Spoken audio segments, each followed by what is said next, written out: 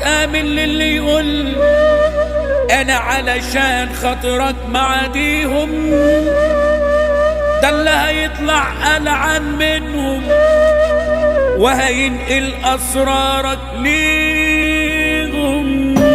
وزع يا نيرو. استرجلوا بقى يخرب بكم، يلعن ابو فعلا عشركم. انا والله من يوم ما مشيتكم ما طلعتش خطوه لقدام. استجدعت معاكم وعارف انكم مش هتردوا جمايل. كنت بقول يمكن تتعدلوا وتغيروا من حالكم المايل.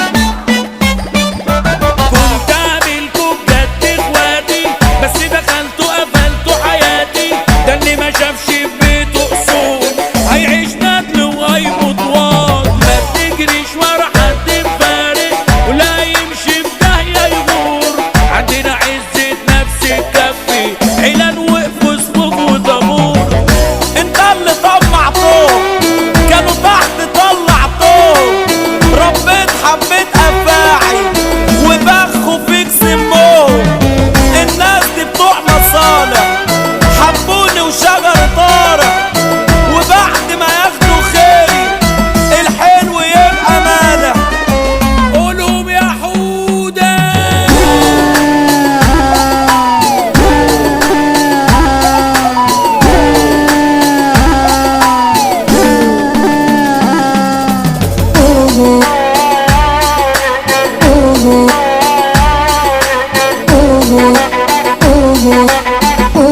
وزع يا نيرو.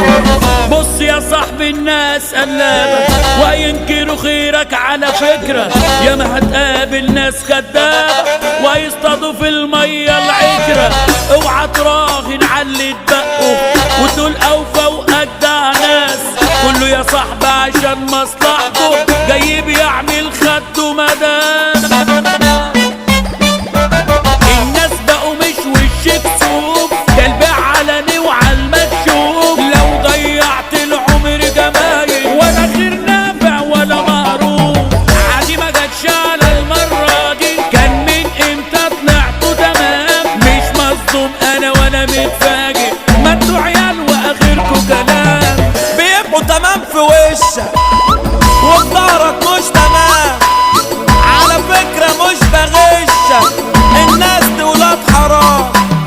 بطل عبط وغباء.